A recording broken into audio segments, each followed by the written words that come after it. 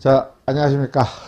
자, 이번 강의부터 여러분들한테 건축기사하고 건축산업기사 필기 과목에 해당하는 시공 과목을 담당하게 될 임근재라고 합니다.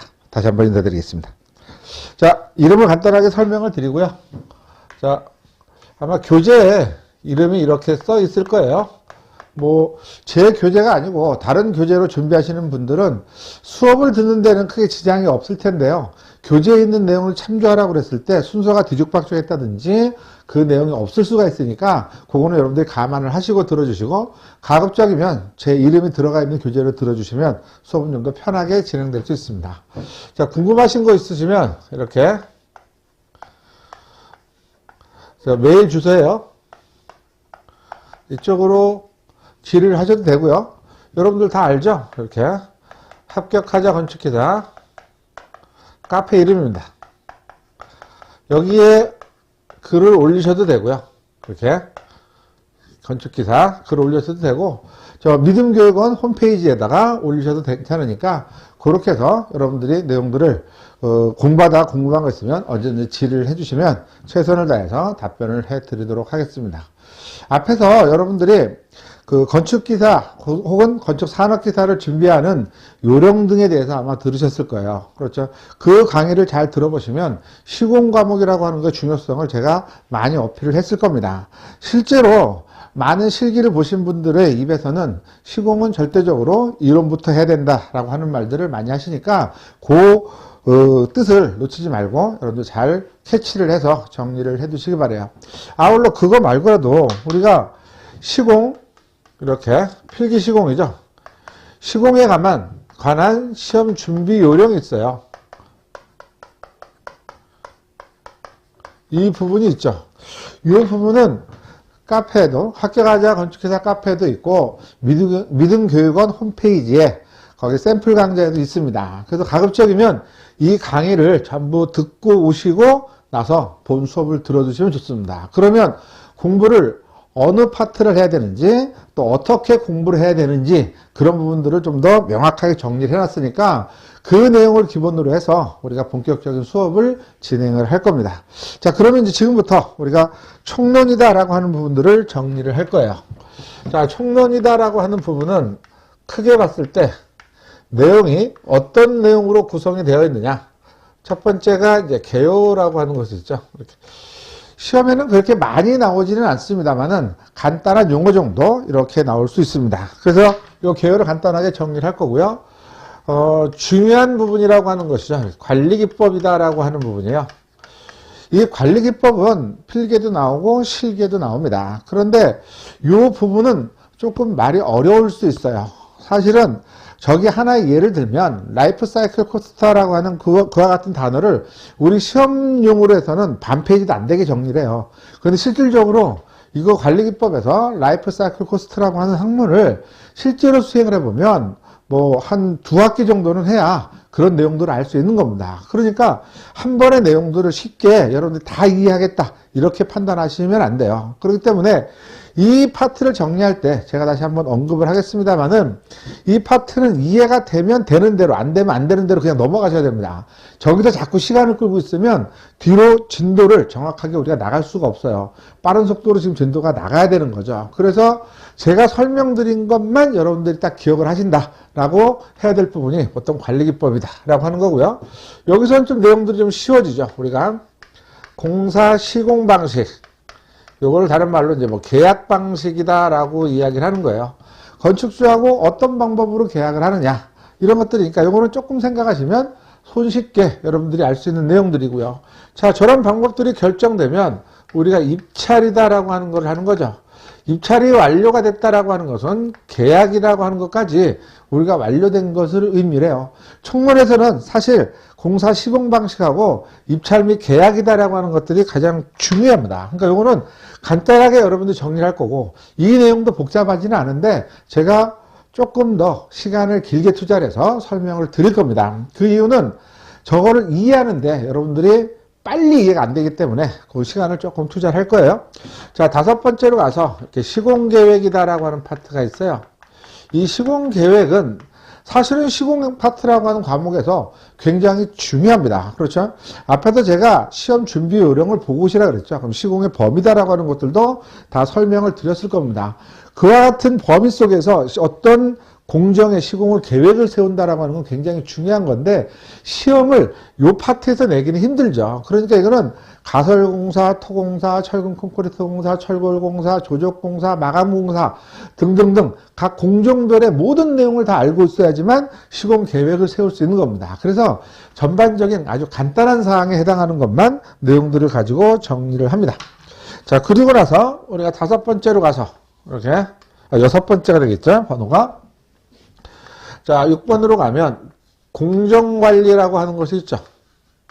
여기 공정관리. 얘가 실기로 가면은 하나의 과목처럼 떨어져 나가 있어요.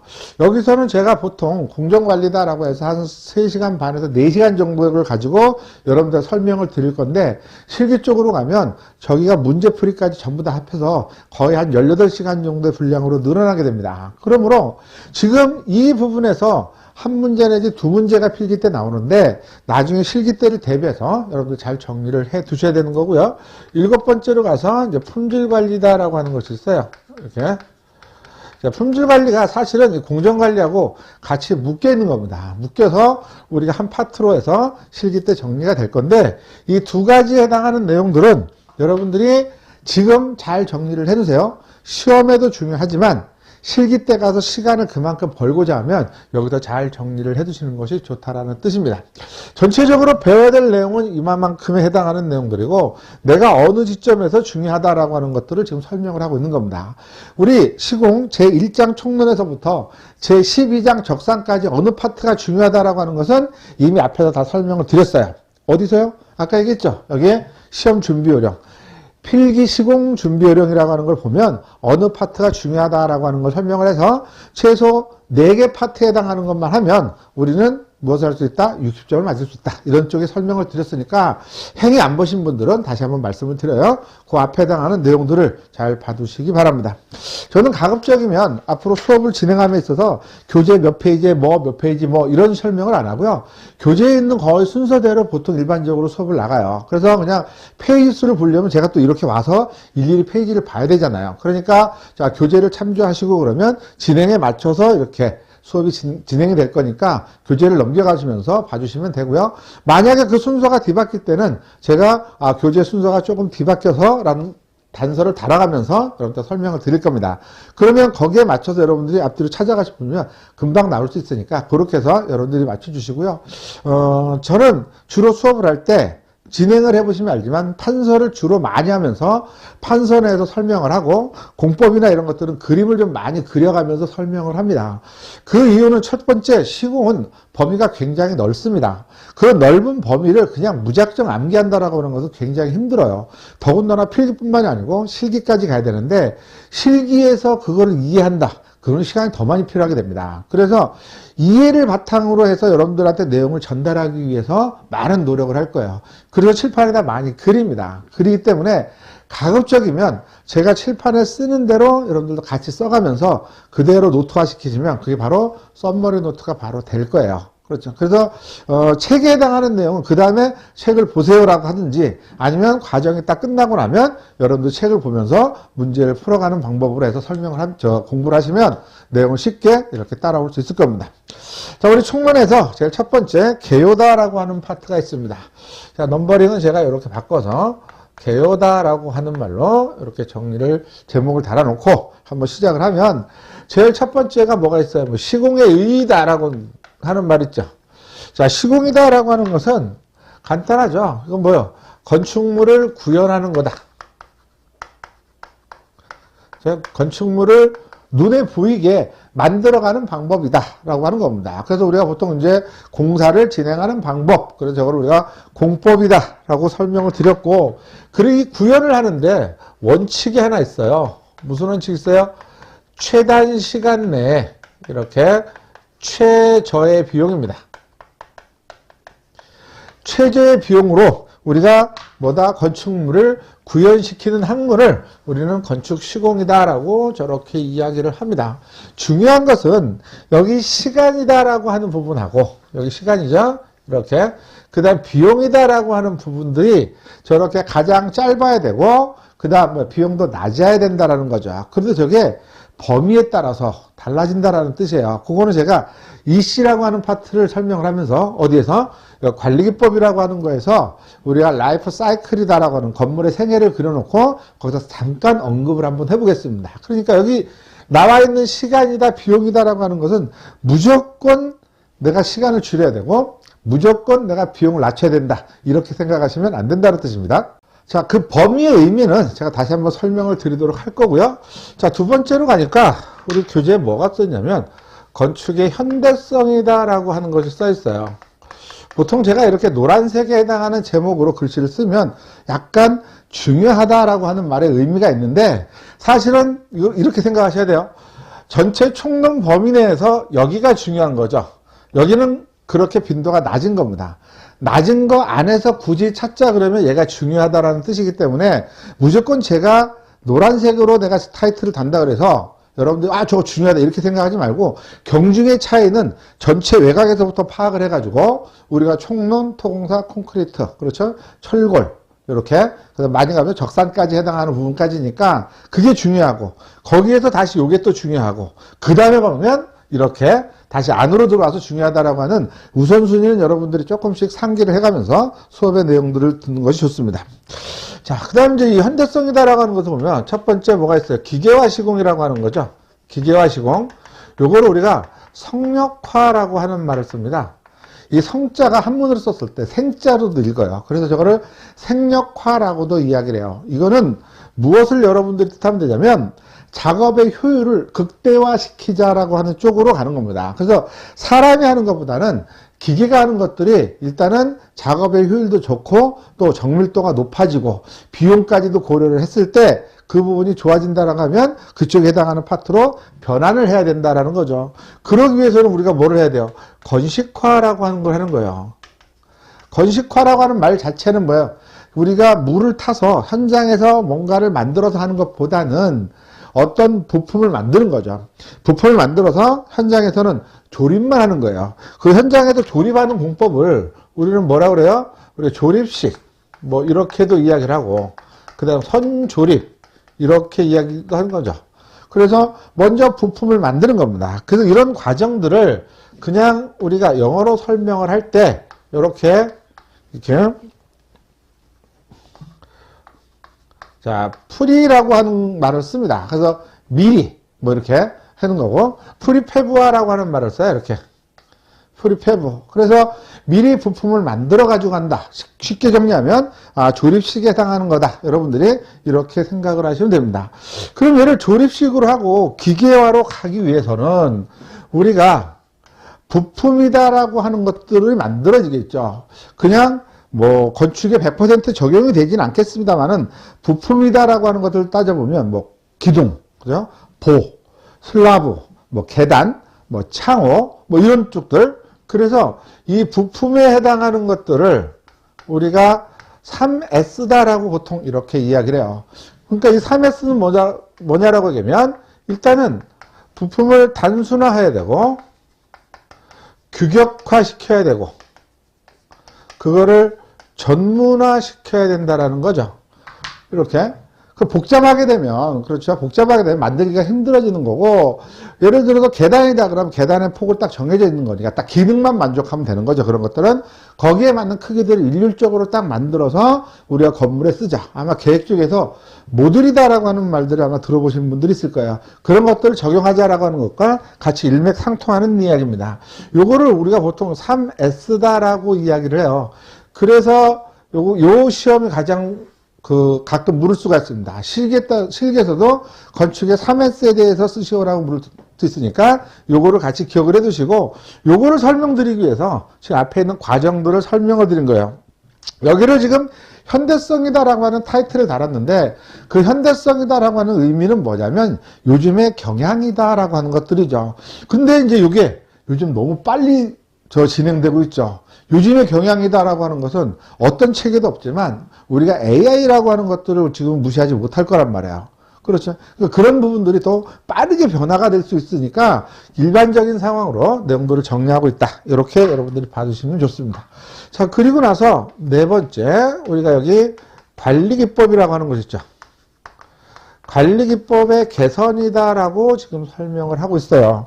이 관리기법의 개선이다라고 하는 파트에 대해서는 앞에서 우리가 필기, 시공, 준비 요령이라고 하는 거에서 제가 살짝 언급을 했어요.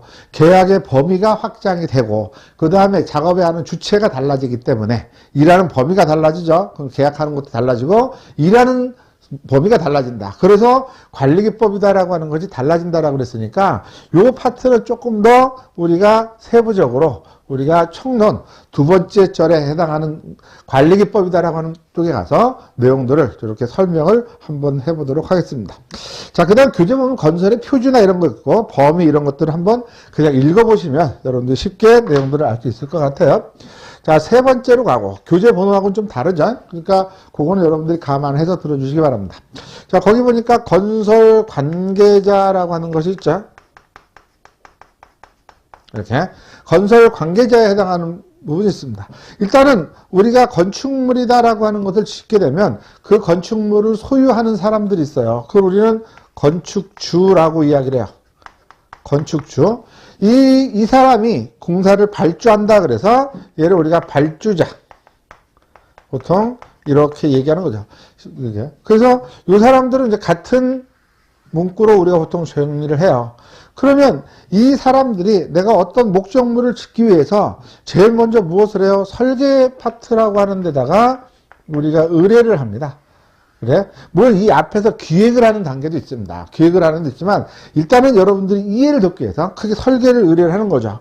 자, 설계를 의뢰를 하면 뭐를 해요? 이 사람이 원하는 형태에 해당하는 모양과 용도에 맞추고 건축법에 맞춰야 되겠죠. 그 다음 경제성까지 감안한 규모에 해당하는 그 같은 그림을 그리죠. 그럼 그림으로 그려진 거를 실제로 만들어내는 사람, 우리는 그걸 이렇게 시공자라고 하는 표현을 씁니다. 건축주로부터 처음 계약받은 이렇게 시공자를 우리는 뭐라고 그래요? 얘를 우리가 관리자라고 하는 말을 쓰는 거예요. 관리자, 시공 쪽이니까 이렇게 관리자라고 하는 말을 쓰는 거고, 교재에 나와 있는 감리라고 하는 게 있습니다. 이 설계가 완료가 되면 보통 이 사람이 하거나 아니면 요 설계된 대로 도면을 바탕으로 해서 시공을 제대로 하고 있는지 요 사람을 감리 감독하죠. 그걸 우리가 감리자라고 이야기를 해요. 물론 이 감리도 여러분들이 아시는 분은 아시겠지만 우리가 건설기술관리법에 의한 책임감리가 있고요. 건축사법에 의한 그 사법감리라고 하는 것이 둘로 나눠져 있습니다. 그거의 경중은 약간 다른데 어쨌든 둘 다 그 부분은 감리자라고 그래요. 그래서 감리는 일단 기본적인 개념이 여러분들이 설계 도면대로 그려진 대로 시공자가 그대로 작업을 하는지를 확인하는 사람을 우리 뭐라고 그런다? 감리자. 이렇게 이야기를 합니다. 그럼 이제 뒤에 가서 우리가 여기 관리기법에 가면 CM이다라고 하는 것을 배워요. 그럼 CM이다라고 하는 것은 일단 여기서 여러분들 CM이다라고 하는 것만 기억을 해도 돼요. 이 CM이다라고 하는 것은 우리가 컨스트럭션 매니지먼트예요. 공사 관리, 전반에 대해서 관리하는 사람이죠. 이거랑은 좀 다르고 이거랑도 달라요. 그러니까 이 감리자는 이 사람을 보기 위한 건데 이 CM이라고 하는 것은 설계에서부터 시공의 모든 것들을 다 컨트롤하는 거예요. 다 컨트롤합니다. 그래서 CM이다라고 하는 사람은 요 위에 있다. 위아래라고 하는 것은 좀 뭐합니다만은 건축주와 거의 같은 개념의 역할을 한다라고 보시면 됩니다. 그래서 CM은 건축주가 건축에 대해서 잘 모르기 때문에 설계에 대한 내가 어떤 상의를 하거나 시공에 대한 상의를 하고 거기서 파생이 될 수 있는 문제점들을 잘 파악하지 못하니까 그거를 대리해 주는 사람이다라고 이렇게 생각을 하시면 돼요. 일단은 그렇게 여러분들이 정리를 해 두시면 됩니다. 자, 그러면 여기서 이제 우리가 문제를 하나 물을 수 있습니다. 뭐를 묻냐면 설계자가 하는 역할이다라고 하는 것은 뭐 도면을 그리는 거죠. 그게 쉬워요. 시공자다라고 하는 것은 그려진 도면대로 건축물을 만들어내는 겁니다. 그러다 보니까 여기 CM이나 감리자가 하는 역할이 아닌 것은 이라고 이렇게 묻습니다. CM이나 감리자가 하는 역할이 아닌 것은? 이라고 물어요. 근데 대부분 아닌 거라고 하는 걸 물어요. 아닌 거라고 하는 거. 그러면 보세요. 이 사람도 여기에 대해서 감리감독, 여기에 대해서 감리감독하고 조언을 하는 사람이고, 여기에 해당하는 사람들은 요거 된 대로 여기를 뭐예요? 감리감독하는 사람들이에요. 그러면 예를 들어서 내가 설계자가 직접 도면을 그리거나 아니면 시공자가 상세 도면을 그리거나 공사 물량을 산출하거나 공정표를 작성하거나 하는 업무를 이 사람들이 할 필요는 없죠. 그래서 건설 관계자에서 첫 번째 시험에 나올 수 있는 것들은 이 두 사람의 뭐다? 업무에 관한 문제가 나올 수 있다. 교재 거기 오른쪽에 보면 아마 그렇게 문제가 나와 있을 겁니다. 그러면 가만히 들여보세요. 이 업무를 여러분들이 암기를 할 거냐? 못합니다. 굉장히 많아요. 저거 어떻게 다 암기를 합니까? 그러니까 이걸 어떻게 정리를 하냐면 이 부분에 관해서는 이렇게 설계자나 시공자의 업무, 설계자나 이렇게 시공자가 직접 해야 되는 업무가 있겠죠. 뭐 작성한다든지 이런 거. 그런 부분들을 이 사람들은 할 필요가 없다라는 거죠. 그래서 요거는 보기에 요 사람들의 업무가 써 있으면 그게 정답이 된다라고 해서 여러분들이 추수를 내시면 됩니다. 그렇죠? 그렇게 해서 여러분들의 내용들을 정리를 해야 손쉽게 여러분들이 정리를 할 수 있어요. 우리가 지금 필기 시공에 관한 것들을 수업을 하고 있잖아요. 필기 시공은 나름대로의 그 문제를 풀어가는 방법들이 있습니다. 모든 내용을 내가 다 알면 좋지만 주어진 시간 안에 내가 문제를 풀어내기 위해서는 약간의 요령이 필요로 합니다. 약간의 요령. 그거를 제가 하나하나 문제를 풀어가면서 여러분들한테 설명을 드리도록 하겠습니다. 자, 그 다음 우리가 봤을 때 여기 CM이라고 하는 사람이 있고 건설관계에서 그 다음 담당원이라고 하는 사람이 있어요. 담당원. 담당원은 여기에 파트에 같이 속해 있는 사람이라고 보시면 됩니다. 조금 어렵죠? 자, 담당원은 이렇게 담당원 자체를 물을 수가 있습니다. 담당원이다라고 하는 것은 요거는 제가 예를 들어서 설명을 드려볼게요. 예를 들어서 뭐 요즘 우리나라 왜 뭐 삼성전자 뭐 이렇게 해서 현대자동차 아주 잘 나가고 있습니다. 그렇죠? 그러면 현대자동차가 이렇게 현대자동차가 뭐를 져요? 이렇게 사옥이라고 하는 거를 내가 짓고자 한다. 그렇죠? 그러면 건축주는 누가 돼요? 현대자동차에 해당하는 회사 건물이니까 이 현대자동차 회사가 건축주가 되고 발주자가 되는 겁니다. 그런데 이 자동차 안에 예를 들어서 건설 파트가 있어요. 이렇게 건설 파트, 뭐 어느 병원이든지 간에 시설 파트를 담당하고 있는 사람들이 있죠. 그렇게 생각하시면 됩니다. 이 사람들이 여기에 속해 있으면서 이 회사 사람이죠. 이 파트를 담당하는 사람들, 그러니까 담당원이죠. 그 사람들을 우리는 뭐라고 그래요? 담당원 그런 거 보니까 그래서 거기 나와 있는 대로 감독관. 그래서 그 감독관이라고 하는 거예요. 보조 감독관. 그렇죠? 그 다음 건설 그 기술관리법에 의한 책임 감리자까지를 우리가 뭐라고 한다? 담당원이다 라고 이렇게 하는 거니까 그 내용들을 가지고 정리하시면 돼요. 그래서 CM하고는 다르죠. 얘는 여기 속해 있는 거고 여기 속해 있는 게 아니라 이 사람이 하는 일에 대해서는 사실 이 사람이 계약하건 이 사람이 계약하건 계약을 해야 돼요. 업무 수행에 따라서 거기에 따른 보수를 지급을 해야 되는 거죠. 그러니까 이거를 나누어서 여러분들이 이렇게 정리를 할 수 있어야 됩니다. 그래서 여기가 제일 혼동이 될 수 있는 부분이니까 이 그림을 여러분들 잘 연상을 해서 일단은 내용들을 이렇게 정리를 좀 해 주시기 바랍니다. 자, 건설 관계자에서 또 하나 이제 이렇게 시공자를 중심으로 해서 내용들을 하나 정리를 한번 해보겠습니다. 여기 제가 그래프를 하나 다시 그리면 자, 이렇게 건축주라고 하는 사람이 있고요. 자, 건축주와 첫 번째 계약을 하죠. 이렇게 계약. 이렇게. 뭐 담당원하고 내가 계약을 할 수도 있을 거고 CM하고도 계약을 할 수 있을 겁니다. 그럼 CM하고 내가 계약을 한다라고 할 때는 건축주가 CM한테 그렇게 계약할 수 있는 권한까지를 넘겨줘야 계약을 우리가 성사할 수 있겠죠. 어쨌든 주체는 전부 다 건축주가 되는 겁니다. 계약을 해서 이 시공 파트에 해당하는 사람들을 여기 시공사가 이렇게 결정이 됐어요. 이걸 요 자체 사람들을 우리가 관리자라고 하는 거죠. 시공 파트에서는 전체적으로 일을 진행하는 사람들에 대한 명칭입니다. 그러면 이 사람을 우리는 뭐라고 얘기하냐면 건축주가 다른 사람에게 무슨 일을 해달라고 일임을 했죠. 그걸 우리는 도급이다라고 하는 말을 써요. 도급.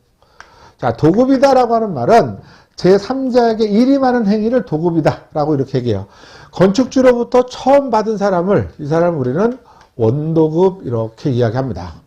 원도급. 그러면 이 건축주가 그 시공자에게 공사를 다 100% 일임했다라고 하면 이 시공자가 자기가 할 수 있는 일도 있지만 자기가 직접 못하고 다른 사람의 도움을 받아야 되는 경우가 있을 겁니다. 그래서 이 시공자가 공사를 다시 이렇게 부분적으로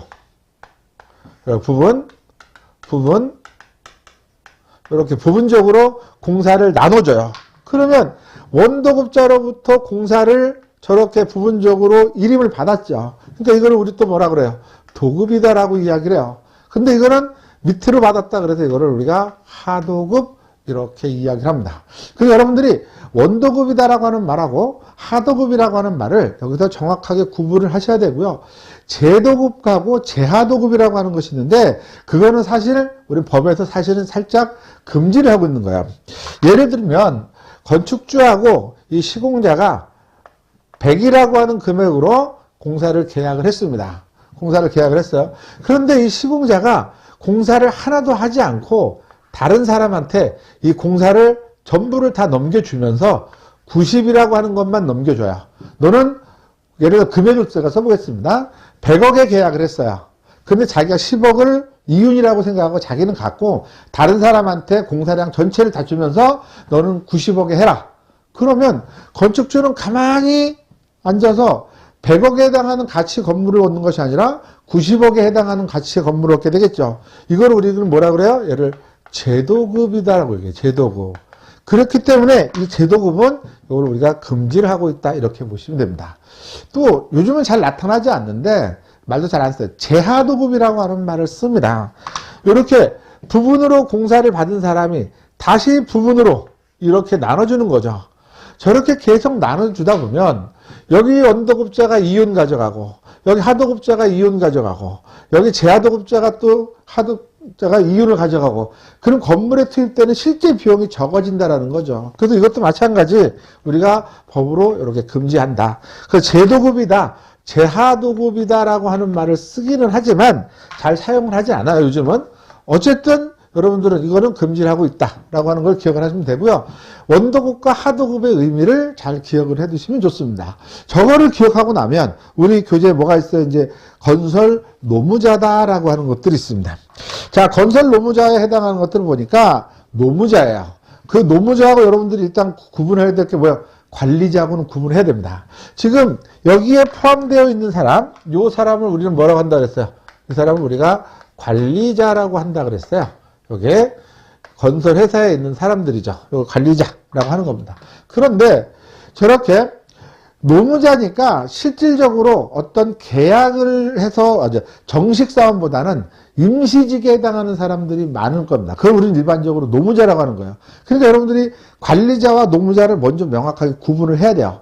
즉 어떤 현장에 보면 현장에 어떤 회사 타이틀이 있을 거예요. A라고 하는 회사다. A 회사에 소속되어 있는 사람들은 관리자고 그렇지 않고 현장에서 임시적으로 뽑는 사람들이 있어요. 뭐 요즘 뭐 현채직이라고 하지만 그 사람들하고는 좀 더 낮은 노무자라고 하는 사람들이 있죠. 여기 원도급자에게 고용된 사람을 우리는 직영노무자라고 이야기를 하고 하도급자에 고용된 사람을 우리는 정형노무자라는 말을 쓰는 겁니다. 그래서 직영노무자다, 정형노무자다라고 하는 것은 노무자는 관리자하고는 일단은 구분하셔야 되고 그 다음 여기 직영노무자다는 원도급자에게 고용되어 있는데 대부분 이제 계약직에 해당하는 겁니다. 여러분들이 많이 보시는 게 혹시 현장에서 근무하신 분이 있다면 그 작업반장들 이런 사람들입니다. 공사가 끝날 때까지 월급을 받고 하면서 이것저것 여러 가지의 일을 우리가 진행하는 사람들이죠. 그 사람들이 기술자냐라고 물으면 기술자다라고 이야기하지 못하는 겁니다. 저기 하도급자, 정형노무자다라고 하는 것은 이 사람들은 기술을 가지고 있는 사람들이에요. 기술을. 실제로 예를 들어서 조적공사다. 그럼 벽돌을 직접적으로 쌓는 사람들. 이런 사람들 우리는 정형노무자라고 이렇게 이야기를 합니다. 그러면 이 사람은 어쨌든 간에 약간의 기술을 가지고 다양한 여러 가지 잡스러운 일을 하고 이 사람은 전문적인 기술을 가지고 있는데 여기에 이제 우리가 뭐가 있어요? 임시 고용 노무자다라고 하는 것은, 그렇죠? TV에 이제 IMF 때라든지 뭐 이런 때 보면 우리가 경기가 어려우면 항상 새벽 시장에, 인력 시장의 모습이 나타나게 되고 그 봉고차에서 탈 수 있는 사람은 그날 일을 하는 사람이고 그렇지 못하는 사람은 일을 못하는 거죠. 그러니까 일당직으로 돈을 받는 사람들을 임시고용 노무자. 이 사람은 여기에 고용될 수도 있고요. 여기에 고용될 수도 있겠죠. 이렇게. 또 때에 따라서는 여기, 그렇죠. 정형 노무자에게도 고용될 수가 있을 거예요. 이렇게. 그러니까 그거는 우리가 날품 노무자다라고 보통 이렇게 얘기하는 거니까 노무자에 해당하는 것들도 같이 기억을 해두세요. 이거를 전체적인 흐름에 건설 관계자에 해당하는 흐름을 이렇게 해서 여러분들이 다 파악을 해야 내용들을 좀 쉽게 정리할 수가 있고요. 오른쪽에 나오는 그와 같은 문제들을 보니까 감리자나 이제 CM은 CM의 업무 쪽에 가서 나오는 거니까 그 다음 노무자에 해당하는 형태에 해당하는 것들이 나왔을 겁니다. 그래서 그렇게 해서 우리가 지금 총론의 개요란을 한번 전체를 정리를 했어요. 자, 지금 작은 챕터를 하나 끝나고 나니까 그 다음 뭐가 됐어요? 뒤에 문제가 있죠. 이 문제를 풀 때 제가 설명을 드린 내용을 가지고 여러분들이 교재를 한번 읽어가는 걸로 문제를 푸셔야 됩니다. 자꾸 암기를 하려고 하지 말고, 그리고 이 문제를 풀 때는 어떻게 하라 그랬어요? 문제를 풀어서 이 문제는 내가 정확히 알아서 문제를 푸는 거야. 그런 거는 뭐 X. 다음에 다시 볼 필요가 없습니다. 근데 이 문제는 내가 도대체 모르겠다. 그럼 어떻게 해요? 거기 여러분 표시를 해도 돼요. 뭐 동그라미 표시를 하던 물음표 표시를 하던 그렇게 해서 쭉 풀어가면서 딱 여러분들이 문제를 다 보셔야 됩니다. 이거를 내가 총론을 다 정리한 다음에 보겠다 이렇게 하지 마시고 단락단락 보시면 돼요. 그래서 쉽게 내가 아는 것부터 빨리 정리하자 그랬어요. 문제를 풀다가 보면 안 풀리는 문제가 몇 개씩 나타날 겁니다. 그거를 해결하기 위해서 여러분들이 또 그럼 이걸 어떡하지 해서 앞으로 가서 내가 이론적인 내용을 본다든지 이런 절대로 하지 말기 바랍니다. 그건 놔두세요. 그건 내가 정말 모르겠다. 앞에 이론적인 내용을 봐도 살짝 봤는데 모르겠다. 그냥 모르고 그냥 넘어가세요. 그리고 질의를 하세요. 질의를 해서 여러분들이 해석하시든가, 이거는 잘 안 나오는 파트다라고 여러분들 일단은 생각을 하세요. 아니면 이 파트를 공부하기 위해서는 아마도 굉장히 많은 시간을 투자를 해야 되거나, 아니면 내가 많이 공부하는 그와 같은 시간 대비 나오는 확률이 적은 거기 때문에 제가 설명을 안 드리는 거가 대부분일 겁니다. 그렇기 때문에 그렇게 아예 내가 듣지도 못한 내용들이 문제에 나왔다라고 하는 건 체크만 하고 빨리빨리 넘어가시기 바랍니다. 앞에서 제가 얘기를 했어요. 우리는 50%만 알면 내용들을 전부 다 맞출 수 있다라고 얘기를 했으니까 내용을 다 맞출 수 있다라는 건 뭐예요? 60점이라는 그 기준이죠. 그 기준에 도달할 수 있다라고 제가 설명을 드렸으니까 그렇게 해서 진도를 빨리 나가는 쪽으로 보고 내가 풀어서 맞춘 것들은 그냥 빼버리면 되고 틀렸거나 하는 내용들만 일단 체크하는 쪽으로 해서 보고 바로 진도를 나가셔야 된다는 뜻입니다. 그래서 제가 문제를 일일이 풀어드리지 않아요. 풀어드리지 않으니까 여러분들이 그거는 감안하셔서 직접 문제를 풀어보시면서 내용들을 같이 이렇게 이론 정리하고 문제 풀고 하는 걸로 여러분들 가름을 해서 내용을 정리해 두시기 바랍니다. 자, 여기가 사실은 내용이 얼마 없어요. 얼마 없지만 제가 앞에서 이제 여러 가지 말들을 설명하다 보니까 조금 길어졌어요. 그럼 이걸로 이제 한 강의를 마무리를 하고 잠시 쉬었다가 우리 관리기법이다라고 하는 쪽에서 다시 내용을 정리해 보도록 하겠습니다. 잠시 쉬었다가 진행할게요.